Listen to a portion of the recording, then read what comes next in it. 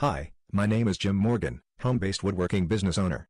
Starting a woodworking business will be one of the best decisions you'll ever make in your life. It's fun and easy to start. The dirty little secret of home woodworking businesses. You don't need to be a professional woodworker or own a huge workshop with expensive machinery to succeed. All you need to know is the what, the who and the where. What items to actually make for the most profits, who to sell it to, and where should you sell it from. It's really that simple, and I'll explain. Now, if you want an easy-to-start business, if you want a business that you can grow, if you want an opportunity that would provide a lot of income, then listen up closely. I call this a home-based business-in-a-box system because it gives you all the information, tools and plans needed to succeed.